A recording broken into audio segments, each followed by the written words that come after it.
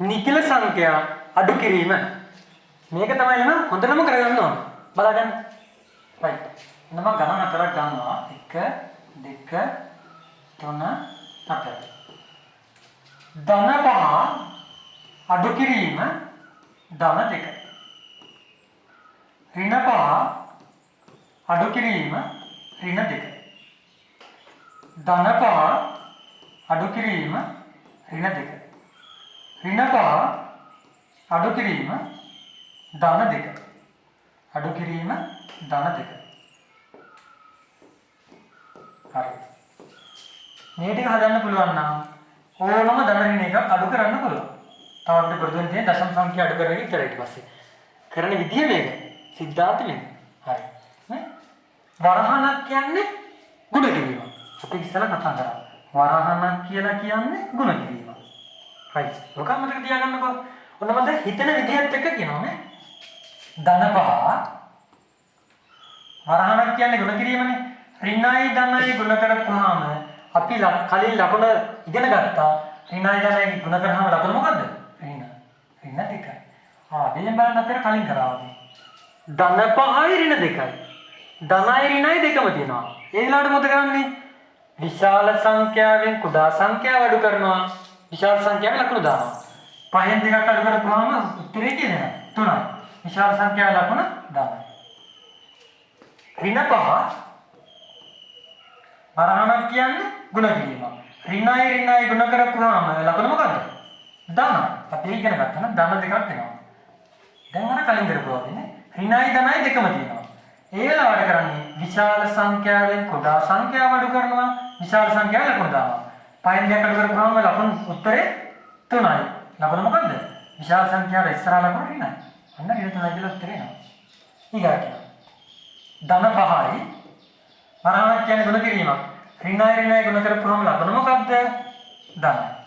ධන 2යි. දැන් කලින් වගේම තමයි නේ. දෙන්නම ධන. එකම ලකුණ තියෙනවා නම් ඒ සංඛ්‍යා දෙක එකතු කරලා තියෙන ලකුණම දානවා. ධන 5යි ධන 2යි ධන 8යි. මේක බලන්න. ඍණ 5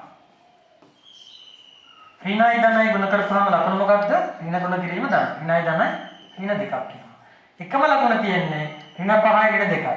සංඛ්‍යා දෙක එකතු වෙනවා. තියෙන ලකුණ වෙනවා ඍණ 8යි. පැහැදිලිද? මේ ටික ළම හොඳට පුළුවන් වෙන්න ඕනේ. මේ විදියට තමයි සංඛ්‍යා අඩු කරන්නේ. අපි චෝටි කාරණා ඉගෙන ගත්ත මෙන්න මේ ටික තමයි සංඛ්‍යා අඩු කරන්න කියලා. මේව බැරි වුණාම තමයි අන්න අර ගණන් ටික දාගන්න බැරි වෙන්නේ. නැත්තම් ළමයි විෂයන් 9 ගත්තා පස්සේ ලේසි විෂය ගණිත විෂයනේ. ඒකට ඒකක් ගන්නවා කියන හරි පහසු වැඩක්. ඇත්තටම ගණන් විෂය ෆේල් වෙනවා කියලා ළමයි කරන්න අමාරු වැඩක්. චෝට්ටක් මොලේ තියෙනවා නම් කැපවීමෙන් පොඩ්ඩක් වැඩ කරන්න පුළුවන් නම් ඒකට යන්න පුළුවන්. ගණිත විෂය ෆේල් වෙන්න තමයි අමාරු. අසමත් වෙන්න තමයි අමාරු. වැඩ කරන ළමෙක්ට හරිම පහසු විෂයක්. අනික ළමයි ඔළුව හදන විෂයක් නේ. වැට්ටි කරන්න කම්මැලි නෑ. කම්මැලි වෙලාවට වෙන විෂය පාඩම් කරනකොට ගණන් ටික හදවන්න හරි. ගණන් ටික ළමයි මුලින් පුළුවන් කරගන්න. කියන විදිහට වැට්ටි කරන්න. පිළිවෙලට ලස්සනට වැට්ටි කරන්න. ඊට පස්සේ ළමයි වැඩ කරන්න එපා කියලා කිව්වොත් ගණන් හදනවා. ඇයි මේක ආසෙ දෙනවනේ. මේක ළමයි කරන්න ආසෙ දුන්නාට පස්සේ අනේ දැන් නම් පුතේ පේපර් කරන්න එපා ඇති කිව්වට බෑ. ඇයි? තව කරනවා. හරි? මේක ළමයි ඇබ්බැහි වෙනවා. මේකට ඇබ්බැහි වුණාම හැබැයි වරදිට. මේ මත්ද්‍රව්‍යයට ඇබ්බැහි වුණා වගේ නෙමෙයි. ජීවිතේම ගොඩ. හරි? ඉතින් ආසාවෙන් වැඩ ටික කරන්න. ආසාවෙන් කරනවා නම් තමයි අපිට වැඩ ටික කරගන්න පුළුවන්. අපිට ළමයි ආසාවෙන් කරන ඕනම දෙයක් කරන්න පුළුවන්. අපි කැමති කෙනෙක් හම්බ වෙන්න යන්න. කැමති ගමනක් යන්න. අන්න තියෙනවා නම් කැමැත්තෙන් ආසාවෙන් යන්න පුළුවන්. හැබැයි අකමැතියා මොකද කරන්නේ? අකමැතිව කරන්න කැමති නැහැ. යන්න ඉස්සෙල්ලාම ඉගෙන ගන්න කැමැත්ත හදාගන්න. ඉගෙන ගන්නවා කියලා කියන්නේ කරන්න ලේසි වැඩක් නේ. හරි. ඉගෙන ගන්නවා කියන්නේ ළමයි උපාධියක් ගන්නවා කියන්නේ කරන්න අමාරු වැඩක් නෙමෙයි. හරිම පහසු දෙයක්. හැබැයි මේක ආසාවෙන් කරන්න ඕනේ. ආසාවෙන් දෙයක් කරනකොට අමාරුවක් දැනෙන්නේ නැහැ. හරි. දැන් මහන්සියලා වැඩ කරගන්න ඔයාලගේ ජීවිතේ සාර්ථක කරගන්න පුළුවන්. මට කරන්න පුළුවන් විදිහට මම ගණිත විෂයට ඔයාලා වෙනුවෙන් කරන්න පුළුවන් සිද්ධාන්ත ටික ඔක්කොම උගන්වලා පිළිවෙලකට මුලින්ම හොඳ ඒ සාමර්ථ්‍ය ලකුණු 100න් 100 හොඳ ඒ සාමර්ථ්‍යයක් ගන්න අවශ්‍ය කරන විෂය කරුණු ඔක්කොම දෙනවා.